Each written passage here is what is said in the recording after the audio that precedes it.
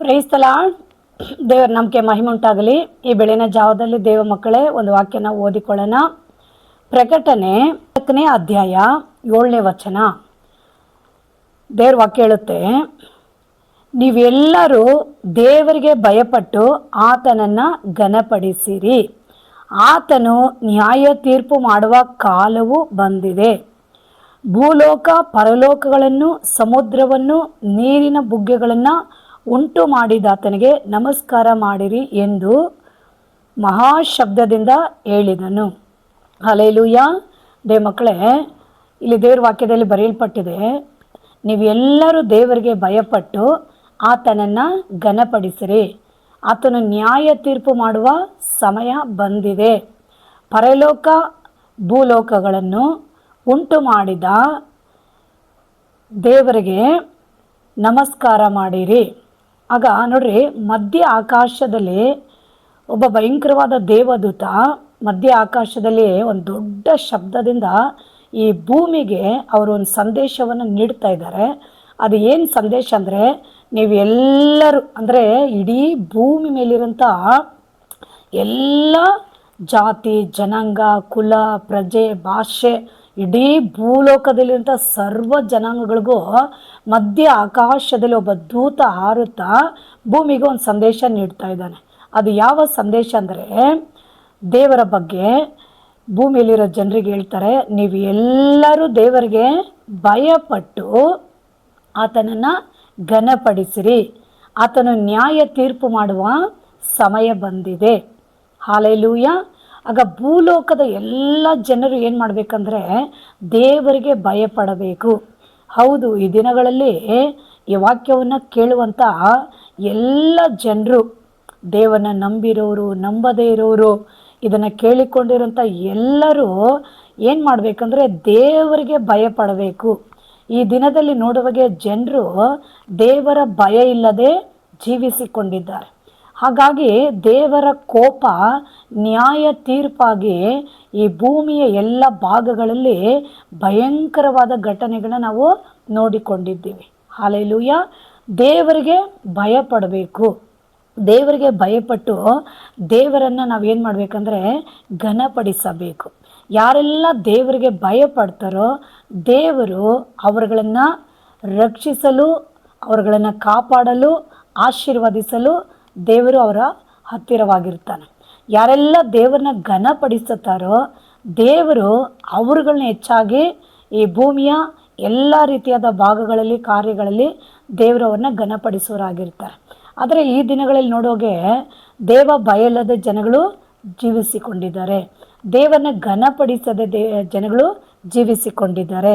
ಹಾಗಾಗಿ ದೇವರಿಗೆ ಭಯಪಡಬೇಕು. ಯಾಕೆ ದೇವರಿಗೆ ಭಯಪಡಬೇಕಂದ್ರೆ, ದೇವರು ಈ ಭೂಲೋಕವನ್ನು, ಪರಲೋಕಗಳನ್ನು, ಸಮುದ್ರಗಳನ್ನು, ಎಲ್ಲ ಭೂಮಿಯಲ್ಲಿರೋ ಬೆಟ್ಟ, ಗುಡ್ಡ, ಸಮುದ್ರ, ಎಲ್ಲ ರೀತಿಯಾದ ಸಕಲ ಈ ಜಗತ್ತಿನಲ್ಲಿ ನಾವು ನೋಡುವ ಎಲ್ಲ ಸೃಷ್ಟಿಗಳನ್ನು ಮಾತಿನಿಂದ ಸೃಷ್ಟಿ ಮಾಡಿರುವಂಥ ಶಕ್ತಿಯುಳ್ಳ ದೇವನು.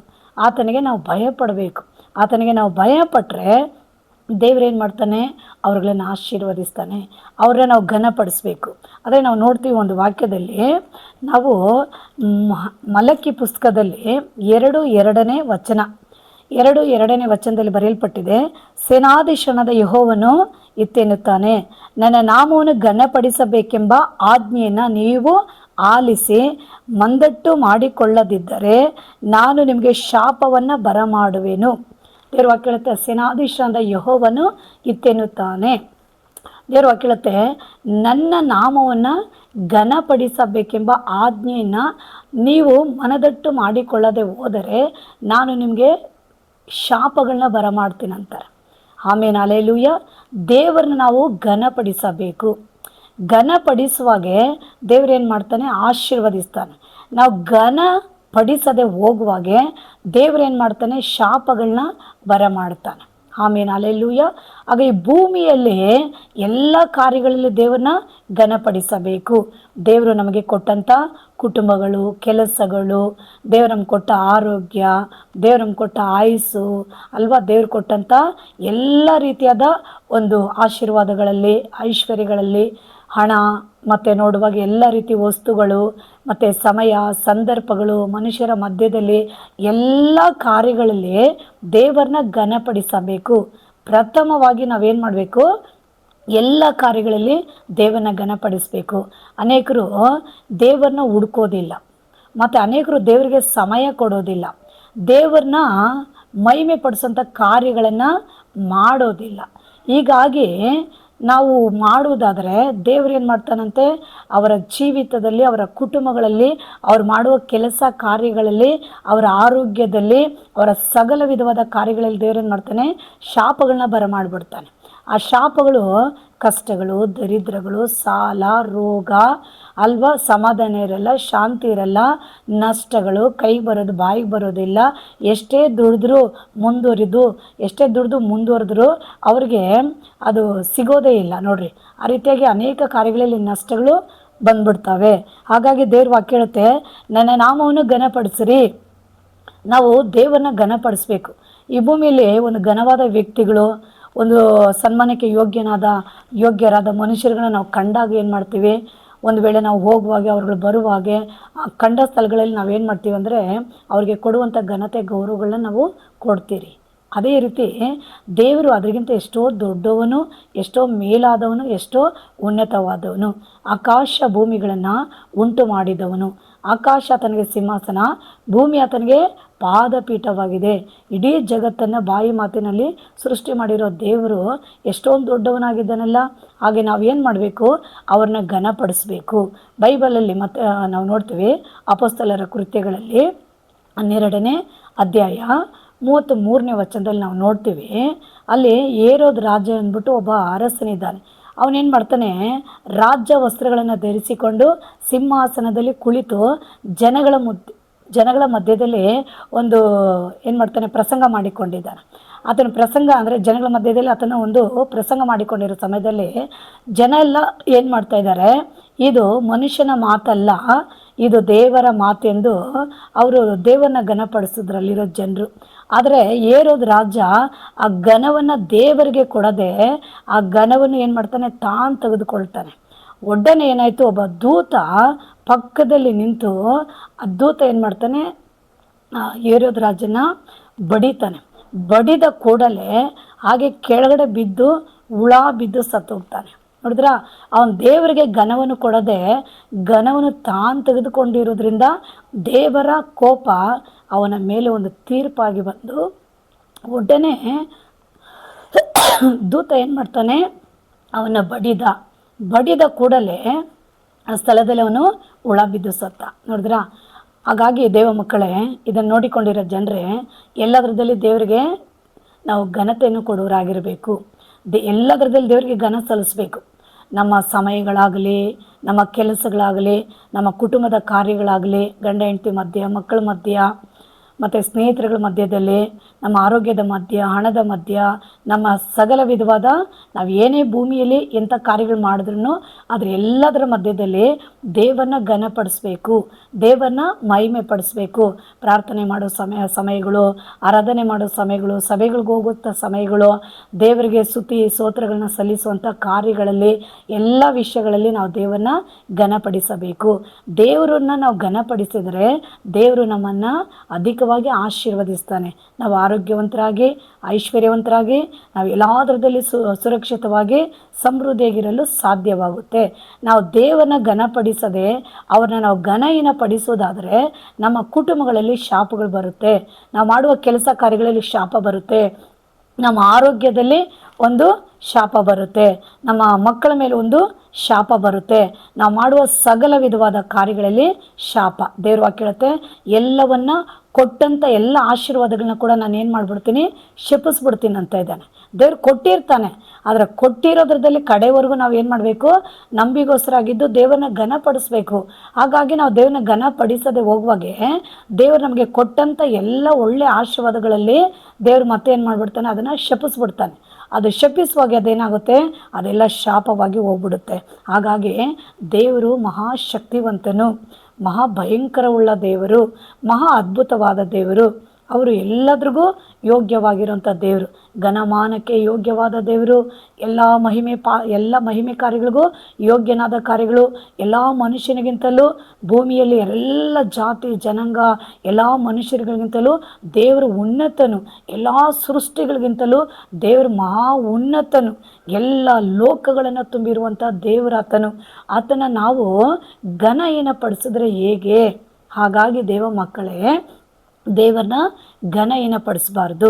ಬೆಳಗಿನ ಜಾವದಲ್ಲಿ ಮೊದಲು ಸ್ಥಾನ ದೇವರಿಗೆ ಪ್ರಾರ್ಥನೆ, ಸ್ತುತಿ, ಆರಾಧನೆ.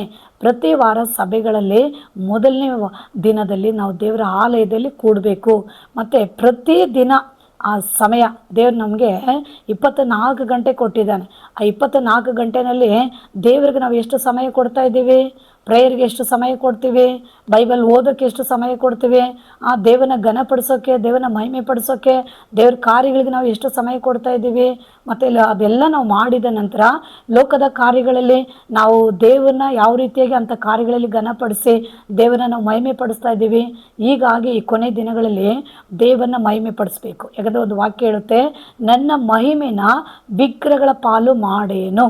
ನೋಡ್ರಿ, ದೇವರು ತನ್ನ ಮಹಿಮೆನ ಯಾವ ವಿಗ್ರಹಗಳಿಗಾಗಲಿ, ಸೃಷ್ಟಿಗಳಿಗಾಗಲಿ, ಮನುಷ್ಯನಿಗಾಗಲಿ, ಐಶ್ವರ್ಯಕ್ಕಾಗಲಿ, ಈ ಭೂಮಿಯಲ್ಲಿ ಯಾವ ಕಾರ್ಯಗಳಿಗಾಗಿ ದೇವರು ತನ್ನ ಮಹಿಮೆನ ಬಿಟ್ಕೊಡೋದಿಲ್ಲ. ಹಾಗಾಗಿ ಆತನ ನಾವೇನು ಮಾಡಬೇಕು? ಆತನಿಗೆ ಕೊಡಬೇಕಾದ ಮಹಿಮೆಗಳನ್ನ ಕೆಲಸಗಳಿಗೆ, ಕುಟುಂಬಗಳಿಗೆ, ಐಶ್ವರ್ಯಕ್ಕೆ, ಹಣಕ್ಕೆ, ದುಡಿಮೆಗೆ ಅಲ್ವಾ, ನಮ್ಮ ಶಾರೀರಿಕವಾದ ಕಾರ್ಯಗಳಿಗೆ, ನಮ್ಮ ಮಕ್ಕಳಿಗೆ ಅಲ್ವಾ, ಜನರಿಗೆ, ಈ ರೀತಿ ಅನೇಕ ಲೋಕದ ಕಾರ್ಯಗಳಿಗಾಗಿ ದೇವರಿಗೆ ಕೊಡಬೇಕಾದ ಸಮಯ, ಘನ, ಮಾನ, ಮಹಿಮೆಗಳನ್ನ ನಾವು ಬೇರೆ ಬೇರೆ ಕಾರ್ಯಗಳಿಗೆ ನಾವು ಕೊಡುವುದಾದರೆ ಅಂಥವ್ರಗಳ ಮೇಲೆ ದೇವರಿಗೆ ಕೋಪ ಇರುತ್ತೆ. ಮತ್ತು ಅಂಥವ್ರಗಳ ಮೇಲೆ ದೇವರ ಶಿಕ್ಷೆ ಹೊರಡುತ್ತೆ, ಅಂಥವ್ರಗಳ ಮೇಲೆ ಶಾಪ ಬರುತ್ತೆ. ಹಾಗಾಗಿ ದೇವ ಮಕ್ಕಳೇ, ಇದು ಎಲ್ಲದನ್ನ ನಾವು ಗುರಿಯಾಗಿ ಹೊಂದಿಕೊಳ್ಳೋದಾಗೆ ಈ ಕೊನೆ ಕಾಲದಲ್ಲಿ ದೇವ್ರ ವಾಕ್ಯ ಏನು ಹೇಳುತ್ತಂದರೆ, ಎಲ್ಲರೂ ದೇವರಿಗೆ ಭಯಪಡಬೇಕು.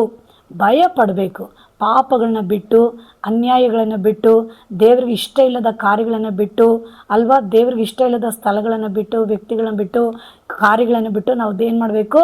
ದೇವ್ರ ಕಡೆ ಒಂದು ಒಳ್ಳೆ ಭಕ್ತಿ ಜೀವಿತಗಳನ್ನ ನಾವು ಜೀವಿಸಬೇಕು. ಯಾಕಂದರೆ ಇದು ಕೊನೆ ಕಾಲ. ಲೋಕದಲ್ಲಿ ಎಲ್ಲಿ ನೋಡಿದ್ರೂ ಭಯಂಕರವಾದ ಕಾರ್ಯಗಳು ನಡೆದುಕೊಂಡಿದೆ. ಇದರ ಮಧ್ಯದಲ್ಲಿ ದೇವರು ನಮ್ಮನ್ನು ಕಾಯಬೇಕು, ದೇವರು ನಮಗೆ ಸಹಾಯ ಮಾಡಬೇಕು, ದೇವರು ನಮ್ಮ ಜೊತೆಯಲ್ಲಿದ್ದು ನಮ್ಮನ್ನು ಅನುದಿನ ನಡೆಸಬೇಕಾದ್ರೆ ದೇವರನ್ನ ನಾವು ಏನು ಮಾಡಬೇಕು? ಮಹಿಮೆ ಪಡಿಸಿ, ಅವನ್ನ ಸಂತೋಷಪಡಿಸಿ, ಅವರು ನಮ್ಮ ಜೀವಿತದಲ್ಲಿ, ನಮ್ಮ ಕುಟುಂಬದಲ್ಲಿ ಅವ್ರು ಯಾವಾಗಲೂ ಸಂತೋಷವಾಗಿರುವ ಹಾಗೆ ನಾವು ಅವ್ರಿಗೆ ಆ ಮಹಿಮೆ ಘನತೆನ ಎಲ್ಲ ಸಮಯದಲ್ಲಿ ಅವ್ರಿಗೆ ನಾವು ಕೊಡ್ತಾನೆ ಇರಬೇಕು. ಆಮೇಲೆ ಹಲ್ಲೆಲೂಯಾ. ಈ ವಾಕ್ಯವನ್ನು ಕೇಳಿಕೊಂಡಿರೋಂಥ ಎಲ್ಲ ಜನಗಳೇ ಎಲ್ಲ ಸಮಯಗಳಲ್ಲಿ ದೇವರಿಗೆ ಮಹಿಮೆ ಕೊಡ್ರಿ. ಕುಟುಂಬ ಕಾರ್ಯಗಳಲ್ಲಿ ಫಸ್ಟು ದೇವರಿಗೆ ಘನತೆಯನ್ನು ಕೊಡ್ರಿ. ನೀವು ಮಾಡುವ ಕೆಲಸ ಕಾರ್ಯಗಳಲ್ಲಿ ಮೊದಲು ದೇವರಿಗೆ ಘನತೆಯನ್ನು ಕೊಡ್ರಿ. ನಿಮ್ಮ ಮಕ್ಕಳಾಗಲಿ, ಸ್ನೇಹಿತರುಗಳಾಗಲಿ, ಸಂಬಂಧಿಕರುಗಳಾಗಲಿ, ಅವ್ರಗಳ ಮಧ್ಯದಲ್ಲಿ ಮೊದಲು ಘನತೆ ದೇವರಿಗೆ. ನೀವು ಏನೇ ದುಡಿಮೆಗಳು ಮಾಡಿದ್ರು, ಏನೇ ವ್ಯವಹಾರಗಳು ಮಾಡಿದ್ರು, ಮತ್ತು ಏನೇ ನೀವು ಕಾರ್ಯಗಳು ಮಾಡೋಕ್ಕೋದು ಅದರಲ್ಲಿ ಫಸ್ಟು ಘನ ಬಂದು ದೇವರಿಗೆ. ಸಮಯ ಆಗಲಿ, ವಾರ ಆಗಲಿ, ವರ್ಷ ಆಗಲಿ, ಎಲ್ಲ ಸಮಯ ಸಂದರ್ಭಗಳಲ್ಲಿ ದೇವರಿಗೆ ಮೊದಲು ಘನತೆ. ಈ ರೀತಿಯಾಗಿ ದೇವರಿಗೆ ನೀವು ಕೊಟ್ಟು ನೋಡ್ರಿ, ದೇವರು ಉನ್ನತವಾಗಿ ನಿಮ್ಮನ್ನೇನು ಮಾಡ್ತಾನೆ? ಆಶೀರ್ವದಿಸಿ, ಅಬ್ರಹಾಮನಿಗೆ ಉಂಟಾದ ಆಶೀರ್ವಾದ ಕ್ರಿಸ್ತ ಯೇಸುವಿನ ಮೂಲಕವಾಗಿ ಅದು ಅನ್ಯ ಜನರಿಗೂ ಉಂಟಾಗುತ್ತೆಂದು ವಾಕ್ಯದಲ್ಲಿ ಬರೆಯಲ್ಪಟ್ಟಾಗೆ ಎಲ್ಲರಿಗೂ ಈ ಆಶೀರ್ವಾದ ಒಳಿಯುತ್ತೆ. ಹಲ್ಲೆಲೂಯಾ. ಹೀಗಾಗಿ ದೇವ ಮಕ್ಕಳೇ, ಎಲ್ಲರೂ ದೇವರನ್ನ ಘನಪಡಿಸ್ರಿ, ಅವ್ರನ್ನ ಮಹಿಮೆ ಪಡಿಸ್ರಿ. ದೇವರು ನಿಮ್ಮನ್ನು ಆಶೀರ್ವದಿಸಲಿ. ಒಂದು ಸಣ್ಣ ಪ್ರಾರ್ಥನೆಯನ್ನು ಮಾಡಿಕೊಳ್ಳೋಣ. ಸರ್ವಶಕ್ತನಾಗಿರೋಂಥ ಯೇಸು ರಾಜ, ಈ ಬೆಳಗಿನ ಜಾವದಲ್ಲಿ ಈ ವಾಕ್ಯವನ್ನು ಕೇಳಿಕೊಂಡಿರೋಂಥ ಎಲ್ಲರಿಗಾಗಿ ನಾನು ಪ್ರಾರ್ಥಿಸ್ತಾ ಇದ್ದೀನಿ. ಅಪ್ಪ, ಎಲ್ಲರನ್ನ ಆಶೀರ್ವದಿಸ್ರಿ. ಎಲ್ಲ ಕಾರ್ಯಗಳಲ್ಲಿ, ಎಲ್ಲ ಸಮಯಗಳಲ್ಲಿ ಮೊದಲು ಘನ ನಿನಗಪ್ಪ, ಮೊದಲು ಸ್ಥಾನ ನಿನಗಪ್ಪ, ಮೊದಲು ಮಹಿಮೆ ನಿನಗಪ್ಪ, ಮೊದಲು ಎಲ್ಲದರದಲ್ಲಿ ಮಕ್ಕಳು ನಿಮ್ಮನ್ನೇ ಮುಂದಿಟ್ಟು ಮಹಿಮೆ ಪಡಿಸೋಂಥ ಎಲ್ಲ ಜನಗಳು ಅಪ್ಪ, ಈ ವಾಕ್ಯನ ಕೇಳಿಕೊಂಡಿರೋಂಥ ಮಕ್ಕಳನ್ನ ನೀನು ಆ ರೀತಿಯಾಗಿ ರೂಪಿಸಿ ಆಶೀರ್ವದಿಸಿ ಎಲ್ಲರನ್ನ ನೀನು ನಡೆಸಬೇಕಾಗಿ ಪ್ರಾರ್ಥನೆ ಮಾಡ್ತೀನಿ. ಇದನ್ನು ನೋಡಿಕೊಂಡಿರೋಂಥ ಎಲ್ಲ ಮಕ್ಕಳನ್ನ, ಎಲ್ಲ ಕುಟುಂಬಗಳನ್ನ ಆಶೀರ್ವದಿಸ್ರಿ, ದೊಡ್ಡ ಕಾರ್ಯ ಮಾಡಿರಿ. ಪ್ರಾರ್ಥನೆ ಕೇಳಾಗೆ ಮಾಡಿದ ಸ್ತೋತ್ರ, ಯೇಸು ನಾಮದಲ್ಲಿ ತಂದೆ, ಆಮೇನ್. ಈ ವಾಕ್ಯವನ್ನು ಕೇಳಿಕೊಂಡಿರೋಂಥ ಎಲ್ಲ ಜನರೇ, ದೇವರು ನಿಮ್ಮನ್ನು ಆಶೀರ್ವದಿಸಲಿ. ಲೈಕ್ ಮಾಡಿ, ಶೇರ್ ಮಾಡಿ. God bless you. ದೇವರು ನಿಮ್ಮನ್ನು ಆಶೀರ್ವದಿಸಲಿ. ಆಮೇನ್.